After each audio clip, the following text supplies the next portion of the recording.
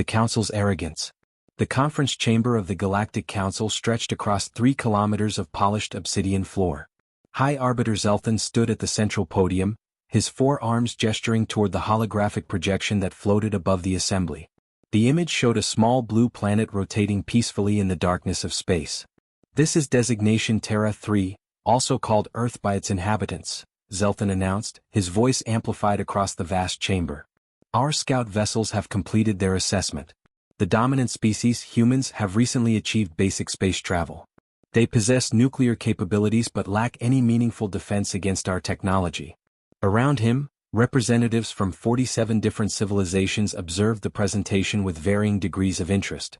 The Council had been expanding its influence across the galaxy for 12,000 cycles, absorbing primitive worlds into their collective with minimal resistance. Earth would be another simple addition to their ever-growing empire. Councillor Vaxum of the Torvalan Empire leaned forward in his floating seat. His crystalline body refracted the chamber's light into rainbow patterns across the walls.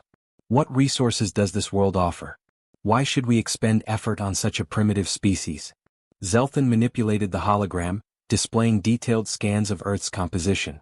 "The planet contains substantial deposits of rare minerals essential for our jump drive production. Additionally, their star system's location provides strategic value. It sits at the intersection of 3 major trade corridors. Control of this system would reduce travel time between the outer colonies by 30%. Murmurs of approval rippled through the assembly. Economic advantage always captured the Council's attention more effectively than moral arguments. Ambassador Kareth, representing the pacifist Luminar species, raised a tentacle in objection. "Have we attempted peaceful contact? Perhaps these humans would join willingly if presented with the benefits of Council membership." Zelthan's expression darkened. His species, the Draction, had built their reputation on military efficiency and decisive action. Negotiation seemed like weakness to them. "Ambassador Kareth, I appreciate your concern for diplomatic protocols. However, our analysts have studied human history extensively. They are a violent, fractured species constantly warring among themselves. They have never unified under a single government. They lack the sophistication to understand what we offer." He paused, letting his words settle across the chamber before continuing. "Furthermore, intelligence suggests they are developing technologies that could become problematic if left unchecked. Their weapons research shows disturbing creativity. It is better to bring them into the Council now, while they remain manageable, than to face a potential rival in future cycles." Karetha's bioluminescent skin flickered with distress, but she did not press the argument. The Luminar held little political power within the Council structure. Their objections were noted and ignored with predictable regularity. Supreme Commander Draxus, leader of the Council's military forces, stood from his position. His massive frame, augmented with cybernetic enhancements, made him an imposing figure even among the diverse assembly. "I have reviewed the tactical assessments. Earth's military capabilities are laughable by our standards. Their most advanced warships use chemical propulsion. Their weapons rely on kinetic projectiles and primitive explosives. We could subjugate their entire planet with a single battle group. I estimate complete conquest within 14 planetary rotations." Zelthan nodded approvingly. "The proposal before this Council is straightforward. We dispatch an occupation fleet to Earth. We offer them one opportunity to surrender and accept Council governance. If they refuse, we demonstrate our superiority through limited military action. Once they understand resistance is futile, we establish provisional government and begin integration." The vote commenced. Green lights illuminated across the chamber as Council members registered their approval. Only 7 red lights appeared in opposition. The decision was made with overwhelming majority. What none of them knew, what their advanced sensors and analytical algorithms failed to detect, was that humanity had been watching them too. 3 months earlier, Earth's Deep Space Monitoring Station Sentinel-7 had picked up unusual energy signatures at the edge of the solar system. The readings were unlike anything natural. Dr. Sarah Chin, the station's chief scientist, had immediately flagged the data for military intelligence. Within days, humanity's best minds were analyzing the information. They detected scout vessels using some form of faster-than-light travel. The ships were observing Earth's communications, studying their technology, cataloging their capabilities. Someone was gathering intelligence for a purpose that seemed unlikely to be friendly. General Marcus Hayes stood in the Pentagon's Crisis Command Center, surrounded by screens displaying data from observatories and military installations across Earth.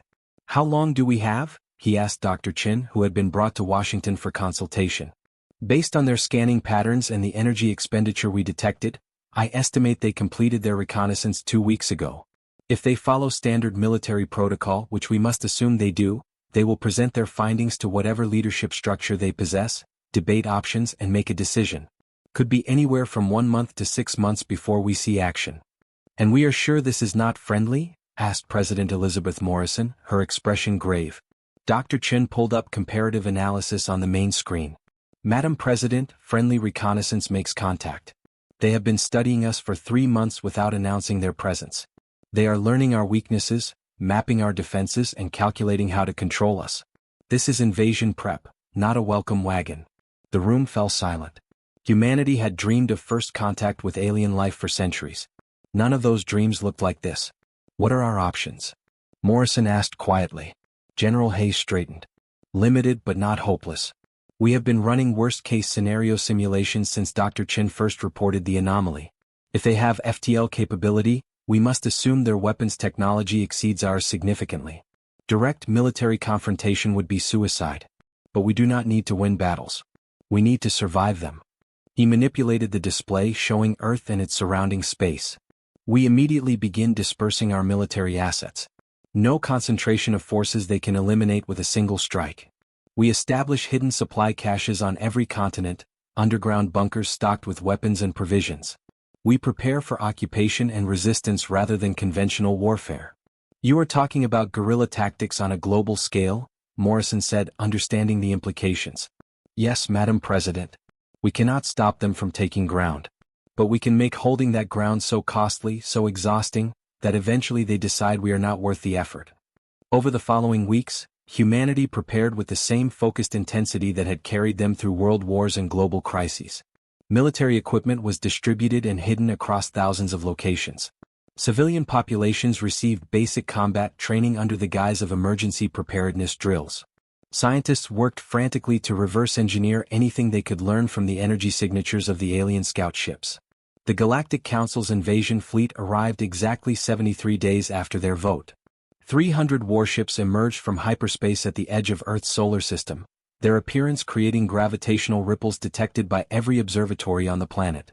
Supreme Commander Draxus observed Earth from the bridge of his flagship, the Inevitable Conquest. The planet looked peaceful, almost inviting with its blue oceans and white clouds. According to their intelligence, the humans had detected their arrival moments ago. Their primitive radio transmissions filled with panic and confusion. "Open communication channels," Draxus commanded. "Let us offer them the opportunity to surrender with dignity." The transmission was broadcast across every frequency Earth used for communication. Draxus's image appeared on screens across the planet as he delivered the ultimatum in flawless English, translated by their linguistic algorithms. "People of Earth, I am Supreme Commander Draxus of the Galactic Council. Your world has been selected for integration into our collective. We offer you a simple choice. Surrender peacefully, accept Council governance, and your species will be preserved and protected. Resist, and we will be forced to demonstrate the futility of opposition. You have 12 of your hours to respond." The transmission ended. On Earth, billions of people watched their screens in shock and fear. Governments convened emergency sessions. Religious leaders prayed. Families held each other close. In the White House Situation Room, President Morrison sat with her cabinet and military leadership. Every eye turned to her, waiting for the decision that would define humanity's future. "General Hayes," she said calmly, "implement Operation Defiance. Send our response." Hayes nodded and activated the communication system. The message was brief, only 3 words, but they would echo across the galaxy. "Come and take it." Aboard the Inevitable Conquest, Draxus replayed the human response several times, certain he had misunderstood. His tactical officers looked equally confused. "They refuse?" asked his second-in-command, Commander Thex. "They must understand what our fleet can do to their world." Draxus studied the tactical displays showing Earth's military deployments. Something felt wrong. The humans had scattered their forces across their entire planet rather than concentrating them for defense. No orbital platforms, no massed fleets, just small dispersed units that seemed designed for harassment rather than protection. "They are not trying to defend their world," Draxus said slowly, realization dawning. They are preparing to make us fight for every centimeter of it. Then we will simply bombard them from orbit, Thex suggested. Break their will before we land ground forces. No, Draxus said, though part of him wondered if that might be wiser. Our orders are to conquer and integrate, not exterminate. We need their infrastructure intact, their population compliant. Widespread orbital bombardment would destroy everything we came to claim. He straightened in his command chair, pushing aside the whisper of doubt. They had conquered 47 worlds before this one. Humans would be no different. Launch the assault. First wave targets their military installations and government centers. Demonstrate our superiority quickly and thoroughly. They will lose hope once they see how outmatched they are. The first wave of Council forces descended toward Earth. 50 assault cruisers broke from the main fleet, their shields glowing as they entered atmosphere. They selected major cities as landing zones, intending to capture population centers and decapitate human leadership in swift, surgical strikes. The cruiser designated Alpha 7 approached Washington, D.C., its weapon systems locked onto military targets identified by their pre-invasion reconnaissance. Commander Krell watched his tactical display with satisfaction as the ship descended through cloud cover. Then everything went wrong. The humans had been busy during the 3 months of observation. They had moved everything the aliens had cataloged and replaced it with decoys and traps. The military installation Alpha 7 targeted was actually an automated facility rigged with explosives. As the cruiser descended, surface-to-air missiles erupted from hidden launchers across the city. The Council had seen these weapons in their analysis and dismissed them as primitive. What they had not anticipated was the sheer volume of fire. Thousands of missiles streaked toward the descending ship from every direction. The cruiser's point defense systems eliminated most of them, but not all. Several missiles penetrated the defensive screen and detonated against the shields. The shields held, but the explosions masked something else.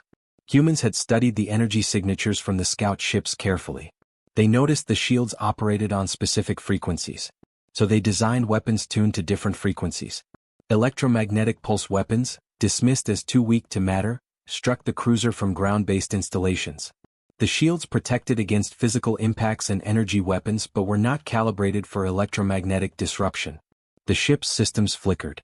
In that moment of vulnerability, a massive projectile launched from a railgun installation 60 kilometers away struck Alpha 7 directly. The kinetic impact shattered the weakened shields and tore through the ship's hull. The cruiser crashed into the Potomac River in a ball of fire and twisted metal. Across Earth, similar scenes repeated. The Council's first wave had expected minimal resistance. Instead, they faced coordinated attacks using tactics specifically designed to exploit their technological advantages. Humans could not match Council firepower directly, but they could ambush, misdirect, and adapt. By the end of the first day, 12 Council cruisers were destroyed or disabled. 8 more were forced to retreat for repairs.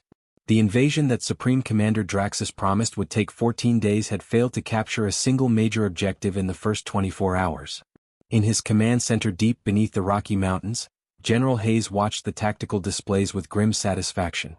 They had hurt the enemy, but the cost had been severe. 3 cities sustained heavy damage in the fighting. Military casualties numbered in the thousands.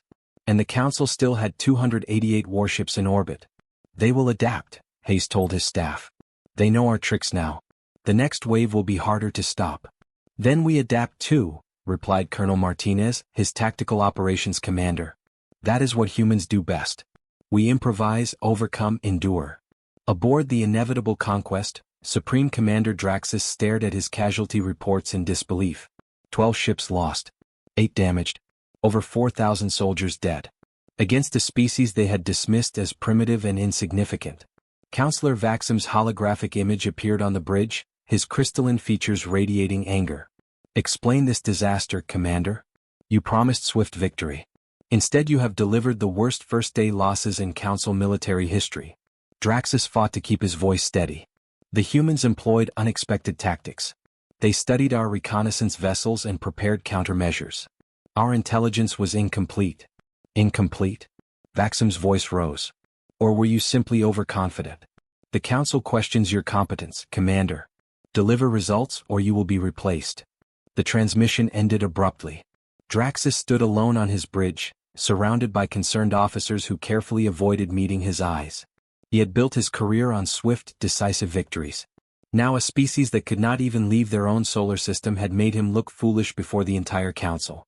"Prepare the second wave," he ordered coldly. "No more restraint. If they want war, we will give them war they cannot survive." But deep in his mind, a thought persisted. The same thought Ambassador Kareth had tried to voice weeks ago. The same warning their historical analysts had missed in their arrogance. They should have tried talking first. On Earth, humanity braced for the storm they knew was coming. They had won the first battle, but the war was just beginning. Families huddled in shelters. Soldiers checked their weapons. Scientists worked desperately to find new advantages. And in cities around the world, ordinary people looked up at the stars and made a simple promise. They would not surrender. They would not submit. They would show this Galactic Council what it meant to threaten humanity's home. The Council had made their biggest mistake. They had given humans time to prepare, time to learn, time to get angry. Now they would learn why that was a terrible idea. Humanity's answer. The second wave came at dawn. Supreme Commander Draxus had learned from his initial failures and adapted his strategy accordingly. Instead of targeting major cities with large cruisers, he deployed smaller dropships by the hundreds, spreading his forces across the planet simultaneously. If humans wanted to fight a dispersed war, he would give them one they could not manage. Lieutenant Sofia Rodriguez crouched behind the rubble of what used to be a shopping center in Madrid. Her unit of 20 soldiers watched as 3 Council dropships descended toward the city center, their energy shields shimmering in the morning light. She had been a schoolteacher 3 months ago. Now she commanded a resistance cell armed with weapons she barely understood and faced enemies from beyond the stars.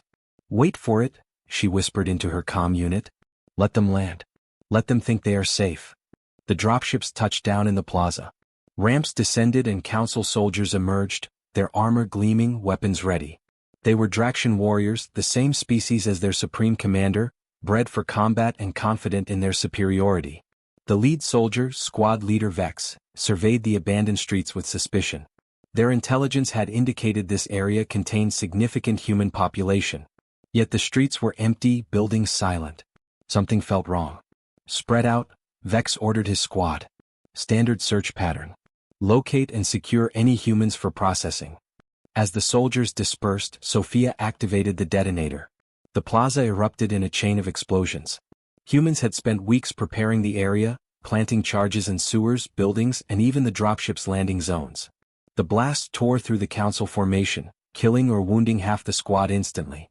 Before the survivors could recover, Sophia's unit opened fire from concealed positions in surrounding buildings. They used captured Council weapons alongside their own rifles, targeting the weak points in Draxian armor that human scientists had identified through careful study of recovered bodies. Vex tried to coordinate a response, but the humans vanished as quickly as they appeared, melting back into the urban landscape they knew intimately. Within minutes, his entire squad was eliminated, and the dropship stood empty and useless in the burning plaza. This scene repeated across Earth. Council forces landed in cities from Tokyo to New York, from Mumbai to Sao Paulo, and everywhere they met the same response. Ambush, attack, disappear. The humans refused to mass their forces for a traditional battle. They fought like ghosts, striking from nowhere and vanishing before the Council could retaliate effectively. Aboard the inevitable conquest, Draxus watched his tactical displays with growing frustration. His forces were taking losses at an unsustainable rate. The humans had turned their entire planet into a trap, every street a potential ambush site, every building a possible sniper position. "Status report," he demanded, his forearms clenching with tension. Commander Thex consulted the incoming data, his expression grim. 47 dropships destroyed or captured. Estimated casualties exceed 8,000 soldiers. We have established no secure positions. Human resistance remains active in every landing zone. How is this possible? Draxus slammed a fist against his command console. We have superior weapons, superior armor, superior training. They should be cowering in surrender by now. Sir, his intelligence officer spoke carefully, I have been analyzing human combat doctrine. They are not fighting to win battles. They are fighting to make occupation impossible. Every soldier we lose cannot be easily replaced. Every ship we lose diminishes our fleet. They are waging a war of attrition, and our supply lines stretch back thousands of light years. Draxus stared at the officer, understanding the terrible truth. The Council had conquered dozens of worlds, but always against species that fought conventionally, that massed armies for decisive battles. Humans had studied every resistance movement in their own history and learned from each one. They knew exactly how to fight an occupying force with superior technology. Recommend orbital bombardment, Thex suggested. If we cannot hold the ground, we deny it to them. Turn their cities to rubble. And destroy everything we came to claim? Draxus shook his head. The Council would never approve. They want Earth's resources intact, its population available for labor. Bombardment is failure, not victory. As the Council struggled with Earth's surface resistance, humanity's scientists were achieving breakthroughs in underground facilities hidden across the planet. Dr. Sarah Chen worked in a laboratory complex beneath the Australian outback, studying captured Council technology with a team of researchers from 24 nations. We have been approaching this wrong, she explained to her team, gesturing at the disassembled Council weapons on her workbench. We kept trying to match their power output to build weapons as strong as theirs. But we do not need to match them. We need to counter them. She activated a holographic display showing the structure of Council energy shields. Their shields are incredibly efficient against high-energy attacks. Plasma weapons, particle beams, even our most powerful explosives get absorbed or deflected. But look at this. The display zoomed in on the shield's quantum structure. The shields operate by creating a field that disrupts incoming energy at the molecular level. But that same field has a vulnerability. It cannot effectively stop slow-moving physical objects without draining massive power. Her assistant, Dr. James Park, leaned forward with interest. You are suggesting we go backwards? Use more primitive weapons. Not primitive. Adapted. Chen smiled. We create projectiles with minimal energy signatures. Arrows, crossbow bolts, even thrown objects. Their shields will not register them as threats until too late. Combine that with our EMP weapons to temporarily disable the shields, and suddenly their technological advantage becomes a weakness. Within days, the new tactics were distributed to resistance cells worldwide. Human fighters began carrying crossbows alongside rifles, using silent weapons to catch Council soldiers off guard. The aliens found themselves vulnerable to attacks they had never anticipated, weapons their shields were not programmed to stop efficiently. Lieutenant Rodriguez received the new equipment with skepticism. A crossbow seemed absurdly primitive compared to the plasma rifles they had captured. But the first time she watched a steel bolt punch through a Draxian soldier's shield and armor at close range, she understood the genius of it. They built their technology to fight other advanced civilizations, she told her squad. They never considered someone might use old solutions to new problems. That is our advantage. We are unpredictable. As weeks turned into months, the Council's invasion faltered. They controlled no territory securely.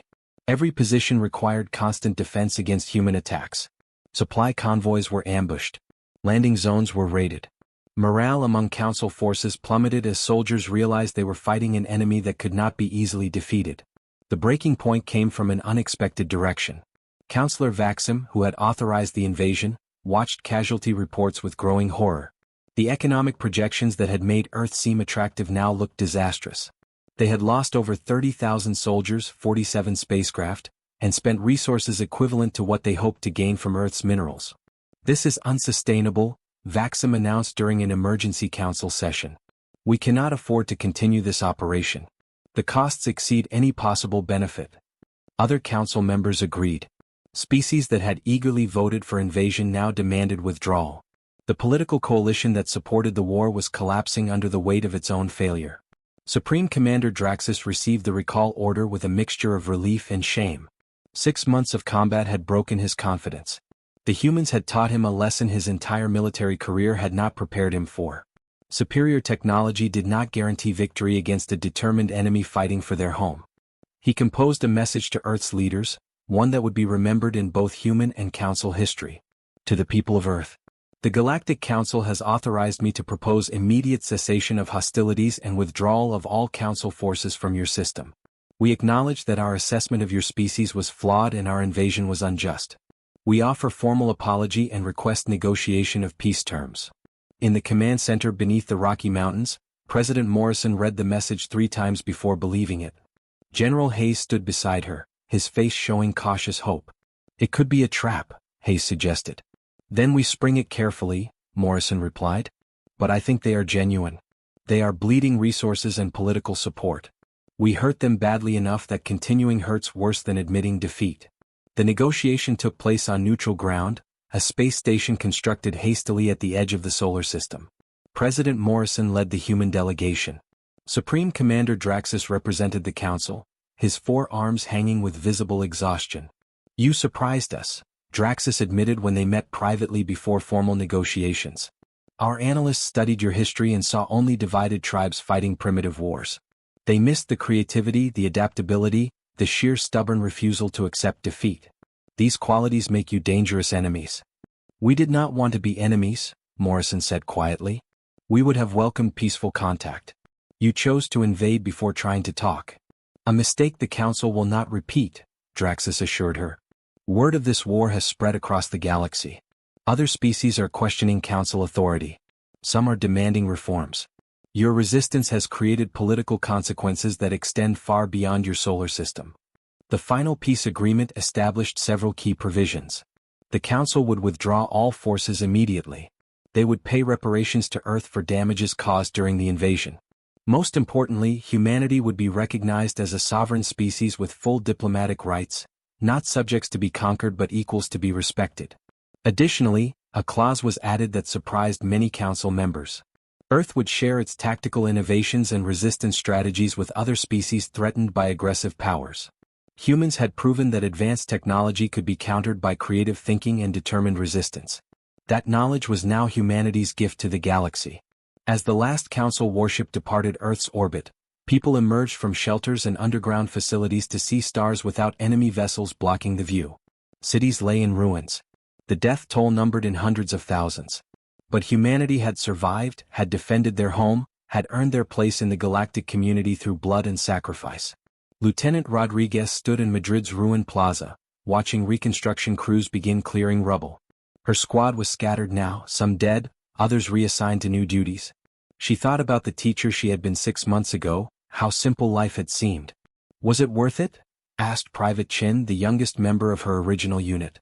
He was 18, had lost his parents in the fighting. Sophia considered the question carefully. "We paid a terrible price. But we proved something important.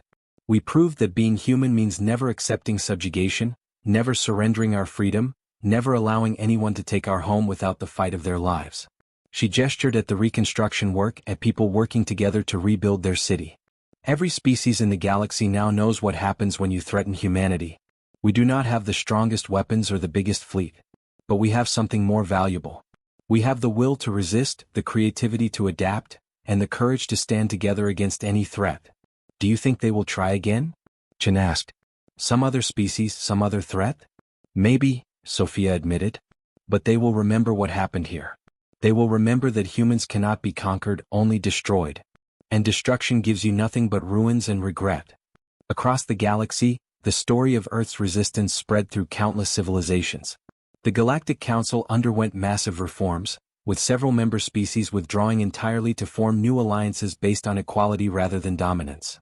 Ambassador Kareth, who had opposed the invasion from the beginning, found her pacifist philosophy suddenly gaining support.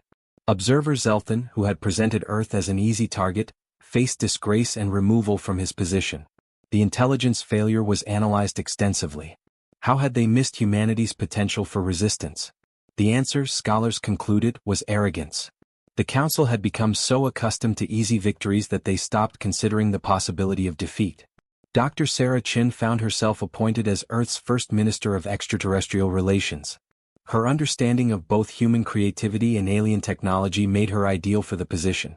She established protocols for future contact with alien species, always emphasizing mutual respect and peaceful cooperation. "We proved we can fight," she told the United Nations Assembly in her inaugural address. "Now we must prove we can build. The galaxy is watching us, judging whether humans are conquerors or partners. Let us show them we choose partnership, while maintaining the strength to defend ourselves if necessary." General Hayes retired from military service but remained as an advisor. He spent his remaining years writing a comprehensive analysis of the war, a document that became required reading at military academies across dozens worlds. His central thesis was simple: never underestimate an enemy's will to fight for their home, regardless of technological disparity. The Council never attempted another invasion of Earth.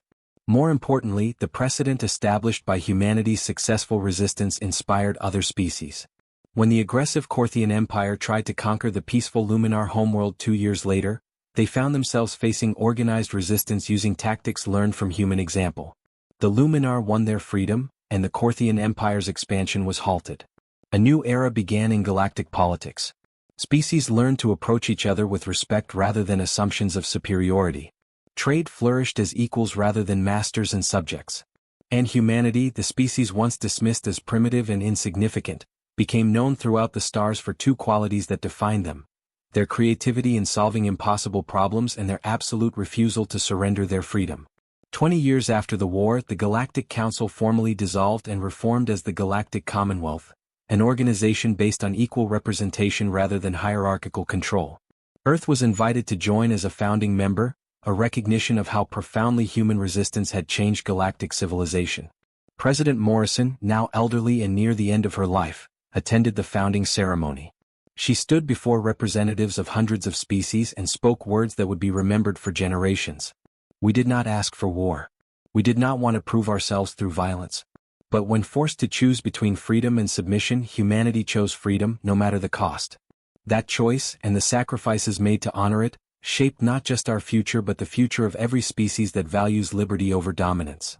She paused, looking across the diverse assembly. The galaxy learned something from our resistance. They learned that conquest is not strength. True strength comes from respecting others, from building rather than taking, from cooperation rather than domination.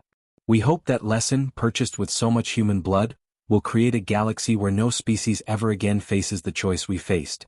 The assembly rose in unified applause, a gesture of respect that transcended species boundaries.